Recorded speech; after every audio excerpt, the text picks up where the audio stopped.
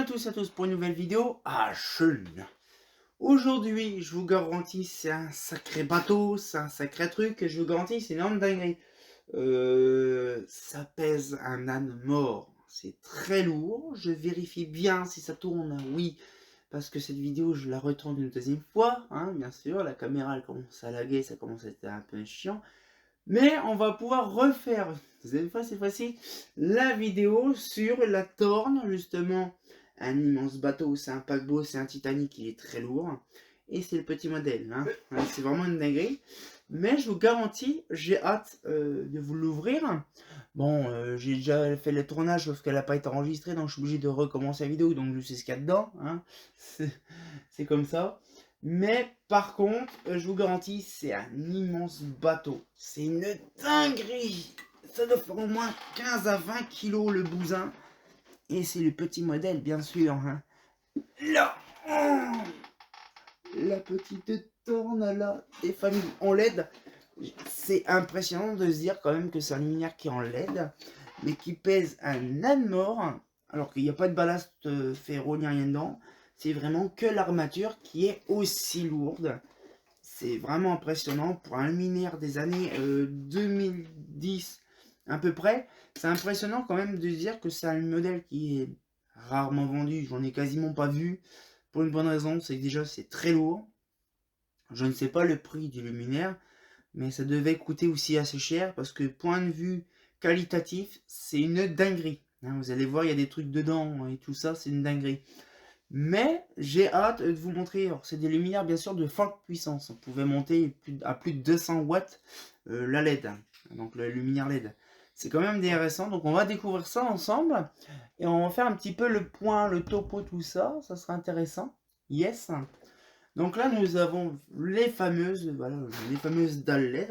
Alors il y en a un qui a été ponté exprès pour une bonne raison. Parce que celui-là, il était cramé. Les autres fonctionnent. Mais je vais ouvrir là-bas, celui-là comme j'ai fait la fois. Et on va regarder. Alors par contre, je vais essayer de doucement pivoter un petit peu. Yes, voilà. Et on va ouvrir le bosé. Alors, déjà quand je l'ai ouvert déjà, c'est une énorme chie, on va dire, pour eux. Bah, pas spécialement en fait, hein. C'est vraiment, on va dire, à déconseiller d'ouvrir et fermer à tout bout de champ. Parce que je pense que si le luminaire il s'ouvre H24, je suis sûr et certain que tout part en javel le long. Déjà, c'est très simple, c'est des vis Torx. Alors, je comprends pas, ils ont mis tout et n'importe quoi. Ils ont mis du Torx et ils ont mis du BTR pour un luminaire. Vous lui mettez tout, non. C'est complètement chelou. Hein, il faut penser que de base, les vis BTR au début, dans les années 70, c'était reconnu comme des vis inviolables. Après, finalement, tout le monde en a, donc du coup, ils ont fait des vis en torse pour réputer inviolables. Finalement, tout le monde en fait. Donc du coup, maintenant, ces vis-là, c'est tellement connu de partout. Alors là, ici, en fait, le problème, c'est qu'il n'y a aucun support. Et quand on est à l'envers, c'est un peu compliqué. Voilà. Et c'est des plaques en verre. C'est bien marqué, bien sûr, il y a une petite étiquette dessus pour montrer que si la vitre est cassée, il faut vite fait la remplacer. Bon, bien sûr, hein, vitre sécurité, hein, bien sûr. Hein, le truc, c'est que on tape un coin, paf, ça part en confetti. On a un joint en mousse complètement dégueulasse. En fait, qui tient pas. Il est posé comme ça, voilà. Comme ça. Et par contre, ces trucs-là, je ne comprends pas. Il y a des trous ici, je ne sais pas si ça sert à quoi réellement. Il y a un gros trou là pour le luminaire, donc pour l'armature. Mais le restant, là il y a un trou là, il y a un trou là, ok. Ok, mais celui-là, je sais pas ce que c'est. Mais ce que je veux dire, c'est que c'est impressionnant de se dire quand même. Ben, c'est simple, c'est une grosse plaque en métal. 3 plaques LED identiques, donc bien sûr avec le pontage en série. Hein, et bien sûr, des plaques LED tellement connues, donc la plaque blanche avec l'écriture noire traditionnelle. Comme énormément de modèles, pas que de chez Thorne, hein, chez Eclatec, Osram, Philips, Schrader, peu n'importe, ils ont utilisé le même modèle de cartographie, c'est ça qui est bien. Et en fait, c'est simple, ça coûte moins cher en fait, parce que si on utilise les mêmes plaques LED pour tout et n'importe quoi, mais on rajoute simplement la plaque de lentille personnelle pour le luminaire, ça coûte moins cher à produire. Ben, c'est un peu le même système qu'à l'époque, avec la douille Legrand qu'on trouvait partout chez Eclatec, Holophane, machin.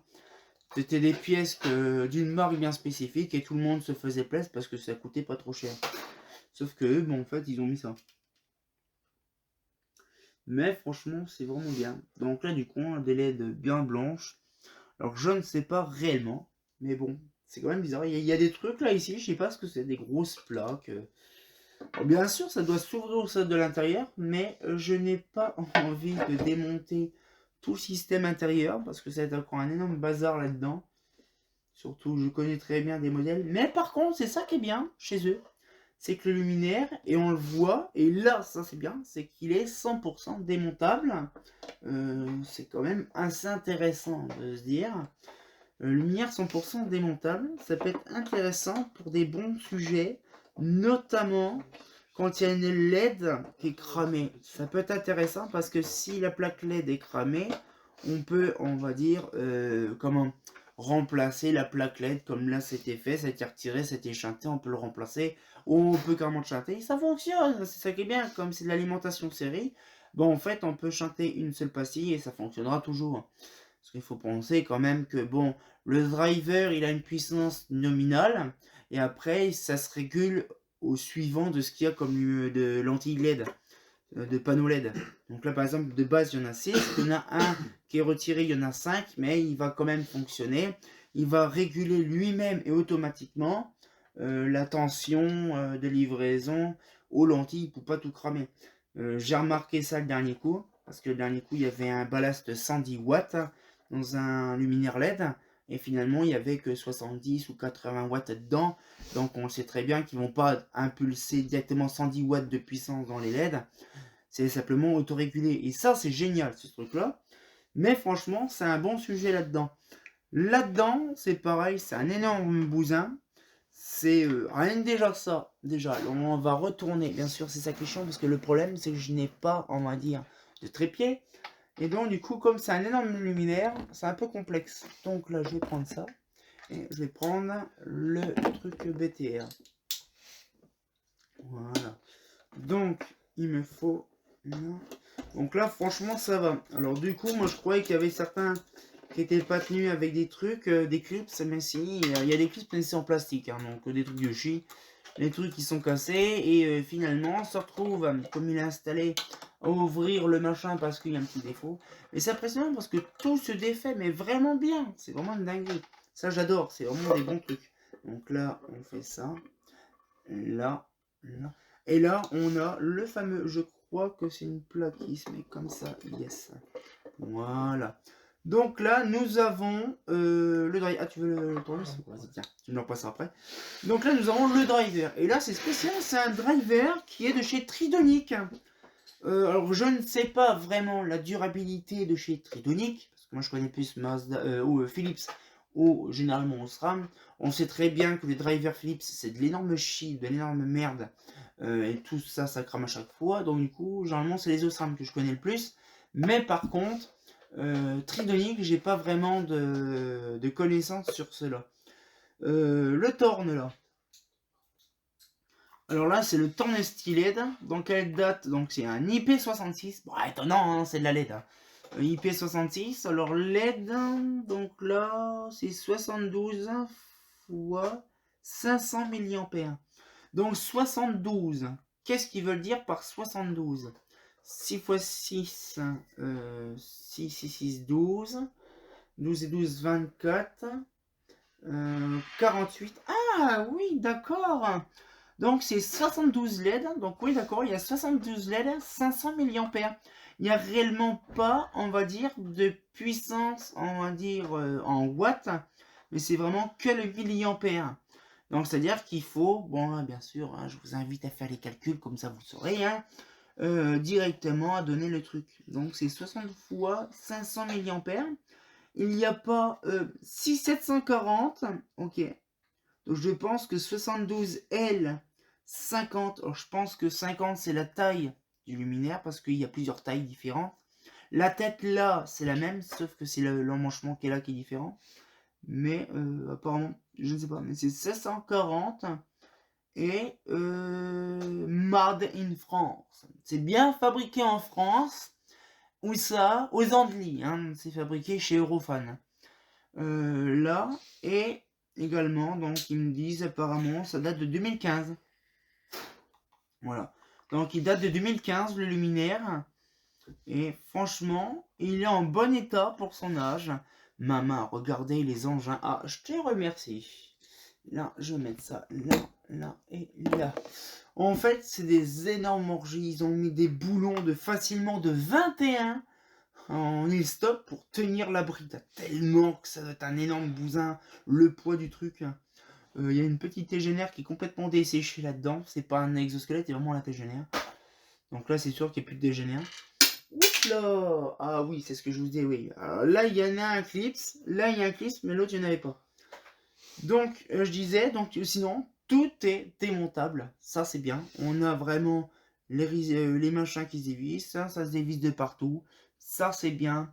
Ça, j'aime bien des lumières comme ça, où qu'il n'y a rien vraiment de collé, de siliconé, de en veux-tu, en voilà.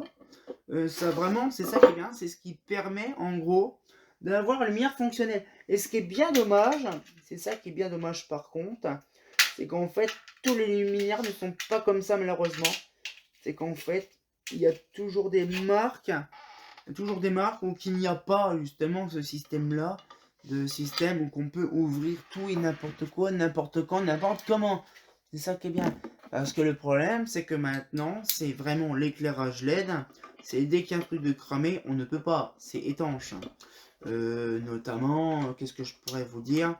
Là, pourtant, c'est chez Thorn, mais c'est un luminaire quand même qui date des années 2000, 2010 facilement. Donc, c'est vraiment, on va dire, une seconde génération de luminaires où qu'on pouvait encore à l'époque remplacer les plaques LED et tout ça. Hein, parce que justement, il faut m'expliquer, ça coûte combien réellement un luminaire. Je pense que moi, je me renseignerai, je sais pas. En gros, là, il y a le luminaire actuellement, derrière moi, là. Donc, je sais pas si on peut le voir. Mais il y a justement une Schrader Sensor ici, là. Et la Schrader Sensor, c'est pareil. Le problème, c'est que c'est une optique, par contre, scellée. Et le problème, c'est que l'optique scellée, oui, ça c'est bien. On a l'optique scellée, on peut défaire les plastiques. Mais en fait, le problème, c'est que pour accéder au machin, on est obligé de défoncer le joint pour retirer la vasque, sinon on peut pas. Donc oui, donc c'est-à-dire qu'en fait, on peut démonter, mais il faut ouvrir la vasque. Et là, par contre, c'est collé, il n'y a pas d'outil. Mais voilà, donc là, ce qu'il fait, c'est que là, c'est très simple. Bon, il y a mon un machin, mais c'est chiant. Mais bon, pour l'ensemble, il pèse très lourd pour ce que c'est. Mais par contre, elle est vraiment 100% démontable. Maintenant, actuellement, on est dans un univers où que les luminaires LED, la plupart du temps, sont non démontables. C'est-à-dire qu'on peut réellement, oui, pourquoi pas câbler au niveau du ballast ou changer de driver, ça c'est faisable. Mais certains luminaires en IP66, notamment les optiques LED, on peut démonter les pastilles, mais on ne peut pas réellement ouvrir l'emplacement pour démonter les pastilles. Et ça, c'est bien embêtant, pour une très bonne raison, parce que justement, on ne pourra jamais démonter certains luminaires LED, parce que la plupart du temps, les installateurs, ils s'en foutent un petit peu. Hein. Ils s'en foutent royalement. Dès qu'il y a un truc qui est en l'air, qui est déclinqué, il la dégage. Hein. Il suffit simplement de remplacer soit le driver ou soit le petit panneau LED qui est claqué. Oh, ça fonctionne comme par magie. Mais le problème, c'est que ça, par contre, je ferai une vidéo par contre là-dessus. Je le note là-dedans en tête. Quand j'aurai fini d'enregistrer celle-là, je le mettrai sur un petit truc, un petit pense-bête. Et je parlerai notamment sur ça. Le coût réel d'un luminaire LED, hein, on va prendre le luminaire LED, le coût réel d'un luminaire LED, et pourquoi il coûte autant cher pour ce que c'est. Parce qu'un driver, il faut regarder, c'est qu'une plaque électronique avec quelques composants dedans qui coûtent quelques centimes. Donc je ne sais pas c'est quoi, il faut vraiment, je ferai des recherches là-dessus, je ferai vraiment un truc bien complet. Quitte même à démonter carrément, on va dire même un ballast électronique complètement mort. Regardez toutes les références des composants, ça va me prendre un temps de ouf. Hein. Regardez ça coûte combien les composants, tout le machin, et me donner un aperçu de combien coûte rien que déjà que la carte. Le plastique ça va rien coûter. C'est assez complexe quand même de dire ça, parce que quand même ça coûte très cher à luminaire, parce que maintenant les luminaires ça coûte pas 400 balles comme une Estoril, maintenant ça coûte à 2000 balles facile. Mais par contre ça je regarderai le prix de ces modèles là, parce que vu le poids du luminaire, euh, inférieur, il prend des milliards comme ça pour de l'alu, ça coûte très cher. Mais c'est que vraiment deux plaques en verre, un driver qui pèse même pas quelques grammes, et après c'est que de l'alu. Ça coûte très cher, à mon avis, pour ces lumières-là. Déjà, c'est aussi la conception aussi. Surtout le design et la conception aussi qui doit être ça, qui doit être cher. Mais c'est vite fait rentabiliser ces lumières-là, je vous le dis. Mais ça peut être intéressant dans une autre vidéo, on en parlera bien sûr plus tard. Et là, on se retient encore pour nos vidéos parce qu'il y a encore les autres trucs trop accroustillants encore à faire. Et comme de bien entendu, bah, je vais pas vous la saouler, c'est très lourd. C'est des gros bateaux, mais bon, j'imagine même pas le très grande taille avec le bout qui doit bien pencher vers l'avant. Le truc qui veut tomber ou qui veut pencher. Ah, fait pas faux.